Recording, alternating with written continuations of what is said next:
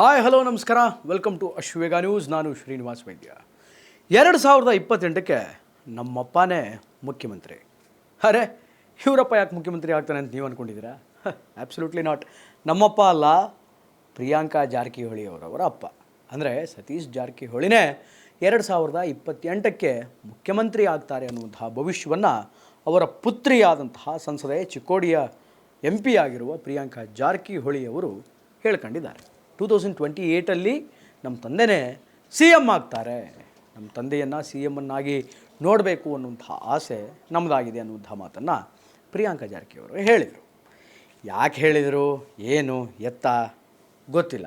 ಏನೋಪ್ಪ, ಎಲ್ಲ ರಾಜಕಾರಣಿಗಳ ಮಕ್ಕಳಿಗೂ ಅವರವರ ಅಪ್ಪನ್ನ CM ಆಗಿ ನೋಡಬೇಕು ಅನ್ನುವಂಥ ಆಸೆ ಈಗ ದಿನದಿಂದ ದಿನಕ್ಕೆ ಜಾಸ್ತಿ ಆಗ್ತಾನೇ ಇದೆ. ಒಂದು ಕಡೆ ಯತೀಂದ್ರ ಅವರಿಗೆ ನಮ್ಮ ತಂದೆನೇ CM ಆಗಿರಬೇಕು ಅನ್ನುವಂಥ ಆಸೆ, ಮತ್ತೊಂದು ಕಡೆ ಐಶ್ವರ್ಯ ಅವರಿಗೆ DK ಶಿವಕುಮಾರ್ ಅವರು ಮುಖ್ಯಮಂತ್ರಿ ಸ್ಥಾನದಲ್ಲಿ ಕೂಡಬೇಕು, ನಮ್ಮ ತಂದೆ CM ಆಗಬೇಕು ಅನ್ನುವಂಥ ಆಸೆ. ಈಗ ಅದೇ ರೀತಿ ತಮ್ಮ ಆಸೆಯನ್ನು ವ್ಯಕ್ತಪಡಿಸ್ಕೊಂಡಿದ್ದಾರೆ ಸೌಕಾರರ ಪುತ್ರಿ ಪ್ರಿಯಾಂಕಾ ಜಾರಕಿಹೊಳಿ ಅವರು. ಎಲ್ಲೋ ಒಂದು ಕಡೆ DK ಶಿವಕುಮಾರ್ ಮುಖ್ಯಮಂತ್ರಿ ಆಗ್ತಾರೆ ಅನ್ನುವಂತಹ ಸುದ್ದಿಗಳು ಬೆಳಕಿಗೆ ಬಂದ ನಂತರ ಸತೀಶ್ ಜಾರಕಿಹೊಳಿ ಮತ್ತು ಸಿದ್ದರಾಮಯ್ಯನವರ ಸಂಬಂಧಗಳು ಹಳಸು ಹೋಯಿತು. ಅವರಿಬ್ಬರ ಮಧ್ಯೆ ಏನೋ ಬಿರುಕು ಅನ್ನುವಂಥದ್ದು ಉಂಟಾಗಿದೆ ಅನ್ನುವಂತಹ ಮಾತುಕತೆಗಳು ಕಾಂಗ್ರೆಸ್ಸಿನ ಪಾಳೆಯದಲ್ಲಿ ಬಹಳ ಜೋರಾಗಿ, ಬಹಳ ದೊಡ್ಡ ಪ್ರಮಾಣದಲ್ಲಿ ಕೇಳಿಬರ್ತಾ ಇತ್ತು. ಅರೆ, ಸುಮಾರು ವರ್ಷಗಳಿಂದ ಪಾಲಿಟಿಕ್ಸ್ ಮಾಡ್ಕೊಂಡು ಬಂದವರು, ಹತ್ರ 30 ವರ್ಷಗಳ ಸುದೀರ್ಘ ಸಂಬಂಧ ಅವ್ರದ್ದು. ಆ್ಯಂಡ್ ಇಬ್ಬರದು ಐಡಿಯಾಲಜಿ ಸೇಮ್, ಇಬ್ಬರು ಅಹಿಂದ ನಾಯಕರು. ಅವ್ರು ಹೆಂಗೆ ಬೇರೆ ಆಗ್ತಾರೆ ಅನ್ನುವಂತಹ ಪ್ರಶ್ನೆ ಬಹಳ ದೊಡ್ಡ ಪ್ರಮಾಣದಲ್ಲಿ ಕಾಡ್ತಾ ಇತ್ತು. ಒಂದು ಕಡೆ ಸಿದ್ದರಾಮಯ್ಯನವರ ಬಣದಲ್ಲಿ ಕಾಂಗ್ರೆಸ್ಸಿನಲ್ಲಿ ಅತ್ಯಂತ ಪ್ರಭಾವಿ ನಾಯಕರು ಯಾರಾದರೂ ಅವರು ಹಿಂದೆ ಇದ್ದಾರೆ ಅಂತಂದರೆ ಅದರಲ್ಲಿ ಮೊದಲಿಗರು ಸತೀಶ್ ಜಾರಕಿಹೊಳಿ.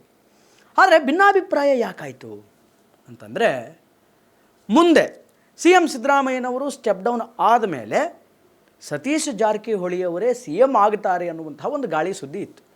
ಅಂತಹ ಗಾಳಿ ಸುದ್ದಿಗೆ ಸಿದ್ದರಾಮಯ್ಯನವರು ಪುಷ್ಟಿಯನ್ನು ತುಂಬಬೇಕು ಅನ್ನುವಂಥ ಅಪೇಕ್ಷೆಯಲ್ಲಿ ಪ್ರಾಬಬಲಿ ಸೌಕಾರರು, ಅವರ ಕುಟುಂಬಸ್ಥರು, ಅವರ ಅನುಯಾಯಿಗಳು ಇದ್ರೇನೋ ಗೊತ್ತಿಲ್ಲ. ಅಂದರೆ ಸಿದ್ದರಾಮಯ್ಯನವರು ಹೈಕಮಾಂಡಿಗೆ ರೆಕಮೆಂಡ್ ಮಾಡಬೇಕಿತ್ತೇನೋ, ನಾನಾದ ಮೇಲೆ ನನ್ನ ಸ್ಥಾನಕ್ಕೆ ಸತೀಶ್ ಜಾರಕಿಹೊಳಿ ಬರಬೇಕು ಅನ್ನುವಂತಹ ಒಂದು ಅಪೇಕ್ಷೆ ಅವರುಗಳಲ್ಲಿ ಇತ್ತೇನೋ. ಹಂಗೆ ಹೇಳಬೇಕು ಸಿದ್ದರಾಮಯ್ಯನವರು ಹೈಕಮಾಂಡಿಗೆ ಅನ್ನುವಂಥ ಅಪೇಕ್ಷೆ ಇತ್ತೇನೋ ಗೊತ್ತಿಲ್ಲ. ಅಟ್ಲೀಸ್ಟ್ CM ಆಗಲಿಲ್ಲ ಅಂತಂದರೂ, CM ಮಾಡಲಿಲ್ಲ ಅಂತಂದ್ರೂ ಕರ್ನಾಟಕ ಪ್ರಾದೇಶಿಕ ಕಾಂಗ್ರೆಸ್ ಕಮಿಟಿ KPCC ಅಧ್ಯಕ್ಷರನ್ನಾಗಾದರೂ ಸತೀಶ್ ಜಾರಕಿಹೊಳಿ ಅವರನ್ನು ನೇಮಕ ಮಾಡಬೇಕಿತ್ತು ಅನ್ನುವಂತಹ ಆಸೆ, ಆಕಾಂಕ್ಷೆ ಸಹಜವಾಗಿ ಅವರ ಅನುಯಾಯಿಗಳಲ್ಲಿತ್ತು, ಅವರ ಕುಟುಂಬಸ್ಥರಿಗಿತ್ತು. ಇಲ್ಲಿ ಎರಡೂ ಮಿಸ್ ಆಯಿತು. ಒಂದು ಕಡೆ CM ಆಗಿ DK ಶಿವಕುಮಾರ್ ಅವರು ಆಯ್ಕೆ ಆದರೆ, ಇನ್ನೊಂದು KPCC ಅಧ್ಯಕ್ಷರಾಗಿ BK ಹರಿಪ್ರಸಾದ್ ಆಯ್ಕೆ ಆದರು. ಇವರು ಸಚಿವ ಸ್ಥಾನದಲ್ಲೇ ಮುಂದುವರಿಬೇಕಾದಂತಹ ಪ್ರಸಂಗ ಒದಗಿ ಬಂತು.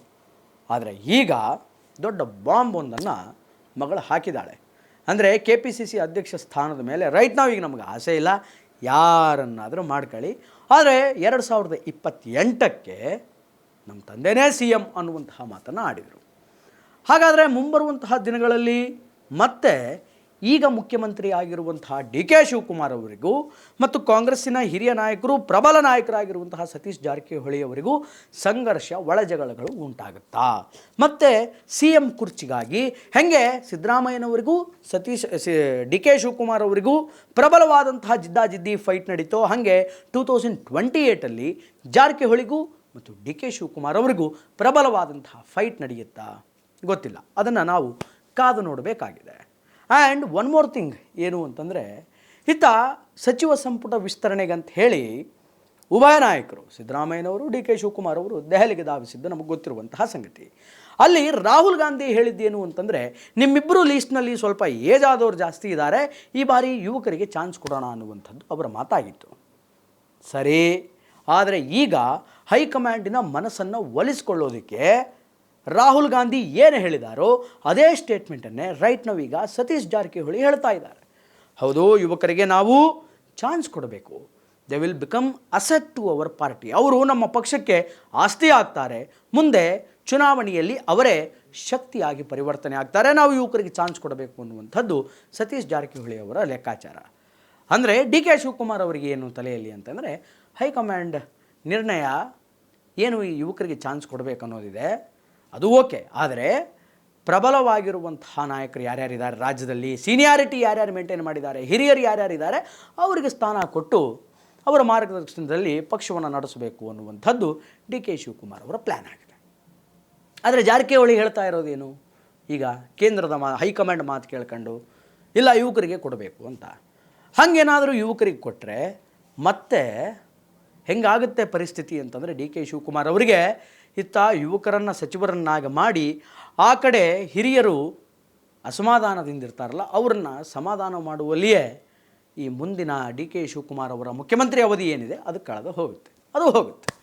ಸೊ ಈ ಒಂದು ಇಕ್ಕಟ್ಟಿನಲ್ಲಿ ಡಿ ಕೆ ಶಿವಕುಮಾರ್ ಅವರನ್ನು ಸಿಕ್ಕ ಹಾಕಿಸೋದಕ್ಕೆ ಈ ಥರ ಪ್ಲ್ಯಾನ್ಗಳು ನಡೀತಾ ಇದೆನಾ, ಅಥವಾ ಮಗಳು ನಮ್ಮಪ್ಪನೇ ಮುಂದಿನ CM ಅಂತ ಹೇಳುವ ಮೂಲಕ ಮುಂದಿನ ಅವಧಿಗೆ ನಮ್ಮಿಬ್ಬರ ಮಧ್ಯೆ ಜಿದ್ದಾಜಿದ್ದಿ ಇರುತ್ತೆ ಅನ್ನುವಂತಹ ಒಂದು ಸಣ್ಣ ಹಿಂಟನ್ನು ಕೊಡಿಸಿದ್ರ ಜಾರಕಿಹೊಳಿ ಗೊತ್ತಿಲ್ಲ. ಅಥವಾ ಮಗಳೇ ಸ್ವಯಂ ಪ್ರೇರಿತವಾಗಿ ತಮ್ಮ ಆಸೆಯನ್ನು ವ್ಯಕ್ತಪಡಿಸಿದಾರಾ ಅದು ಕೂಡ ಗೊತ್ತಿಲ್ಲ. ಬಟ್ ಕಾಂಗ್ರೆಸ್ಸಿನಲ್ಲಿ ಆಂತರಿಕ ಸಮಸ್ಯೆಗಳು ದಿನದಿಂದ ದಿನಕ್ಕೆ ಪ್ರಾರಂಭ ಆಗ್ತಾನೇ ಇದೆ ಮತ್ತು ದಿನದಿಂದ ದಿನಕ್ಕೆ ಅದು ಜಾಸ್ತಿನೇ ಆಗ್ತಾ ಇದೆ. ಇದು ಯಾವತ್ತೂ ಕೂಡ ಕಡಿಮೆ ಆಗಲ್ಲ. ಯಾಕೆಂತಂದರೆ ಒಂದು ಕಡೆ ಸಚಿವ ಸಂಪುಟ, ಅದರಲ್ಲಿ ಯಾರಿಗೆ ಮಂತ್ರಿಗಿರಿ ಸಿಗುತ್ತೆ, ಯಾರಿಗೆ ಸಿಗಲ್ಲ, ಸಿಕ್ಕಂಥವ್ರು ಎಷ್ಟು ಜನ, ಸಿಗದೇ ಇದ್ದವ್ರು ಹೆಂಗೆಲ್ಲ ಅಸಮಾಧಾನ ಮಾಡ್ಕೊಳ್ತಾರೆ, ಯಾವ ಸೀನಿಯರ್ ಲೀಡ್ರಿಗೆ ಮಂತ್ರಿಗಿರಿ ಸಿಗಲಿಲ್ಲ ಅಂತಂದರೆ ಅವರನ್ನು ಡಿ ಕೆ ಶಿವಕುಮಾರ್ ಹೆಂಗೆ ಕನ್ವಿನ್ಸ್ ಮಾಡ್ತಾರೆ, ಮುಂದೆ ಅವರು ರೆಬಲ್ ಆಗಿ ಇರದೇ ಇರೋ ಹಾಗೆ ಹೆಂಗೆ ನೋಡ್ಕೋತಾರೆ ಅನ್ನುವಂಥದ್ದು ದೊಡ್ಡ ಟಾಸ್ಕ್ ಆಗಿದೆ ಇವತ್ತು ಡಿ ಕೆ ಶಿವಕುಮಾರ್ ಅವರಿಗೆ.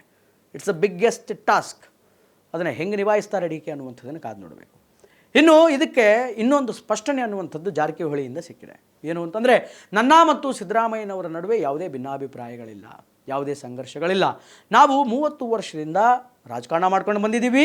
ನಮ್ಮಿಬ್ಬರ ಮಧ್ಯೆ ವೈಯಕ್ತಿಕ ಸಂಬಂಧಗಳು ಕೂಡ ಬಹಳ ಚೆನ್ನಾಗಿದೆ ಅನ್ನುವಂತಹ ಮಾತನ್ನು ಸತೀಶ್ ಜಾರಕಿಹೊಳಿ ಹೇಳಿದರು. ಅದಾದ ಮೇಲೆ ಸಚಿವ ಸಂಪುಟದ ವಿಸ್ತರಣೆ ಬಗ್ಗೆ ಮಾತನಾಡಿದವರು, ಚರ್ಚೆಯನ್ನು ಮಾಡಿದ್ದೀವಿ, ಕೆ ಸಿ ವೇಣುಗೋಪಾಲ್ ಜೊತೆ, ಸುಧೀರೇವಾಲ್ ಜೊತೆ, ಇವ್ರ ಜೊತೆ ಚರ್ಚೆ ಮಾಡಿದ್ದೀವಿ. ಚರ್ಚೆ ಮಾಡಿ ಯುವಕರಿಗೆ ಅವಕಾಶ ಕೊಡಬೇಕು ಅನ್ನುವಂಥದ್ದನ್ನು ಹೇಳಿದ್ದಾರೆ. ನನಗೂ ಅದರ ಬಗ್ಗೆ ಆಸಕ್ತಿ ಇದೆ, ಒಪ್ಪಿಗೆ ಇದೆ ಅನ್ನುವಂತಹ ಮಾತನ್ನು ಹೇಳಿದರು. ಆ್ಯಂಡ್ ಅದರ ಜೊತೆಗೆ ನನ್ನ ಜಿಲ್ಲೆಗೆ ಮತ್ತೊಂದು ಮಂತ್ರಿಗಿರಿ ಬೇಕು, ಅತ್ಯವಶ್ಯಕ ಅದು ಅನ್ನುವಂತಹ ಮಾತನ್ನು ಕೂಡ ಸತೀಶ್ ಜಾರಕಿಹೊಳಿ ಹೇಳಿದರು. ಇನ್ನು ಅಪ್ಕಮಿಂಗ್ ಡೇಸಲ್ಲಿ ಅಂದರೆ 2028ರಲ್ಲಿ ಜಾರಕಿಹೊಳಿ CM ಆಗ್ತಾರಾ, ಅಥವಾ ಜಾರಕಿಹೊಳಿ CM ಆಗೋದಕ್ಕೆ ಮಾಜಿ ಮುಖ್ಯಮಂತ್ರಿಗಳಾಗಿರುವಂತಹ ಸಿದ್ದರಾಮಯ್ಯನವರು ಸಹಾಯ ಮಾಡ್ತಾರಾ, ಅಥವಾ ನಾನೇ CM ಆಗಿ ರಾಜ್ಯದಲ್ಲಿ ಆಡಳಿತವನ್ನು ಮಾಡಬೇಕು ಅನ್ನುವಂತಹ ಅಭಿಲಾಷೆಯಿಂದ trouble shooter D K Shivakumar ಏನೆಲ್ಲ ಮಾಸ್ಟರ್ ಪ್ಲ್ಯಾನ್ಗಳನ್ನು ಹಾಕ್ಕೊಳ್ತಾರೆ ಅನ್ನುವಂಥದ್ದನ್ನು ನಾವು ಮತ್ತು ನೀವು ಕಾದು ನೋಡಬೇಕಾಗಿದೆ. ಒಟ್ಟಾರೆಯಾಗಿ ಇದು ಈ ಹೊತ್ತಿನ ವಿಶೇಷ. ನೋಡ್ತಾ ಇರಿ ಅಶ್ವಬೇಗ ನ್ಯೂಸ್. ಇದು ಸತ್ಯಾನ್ವೇಷಣೆಯ ಊಟದಲ್ಲಿ.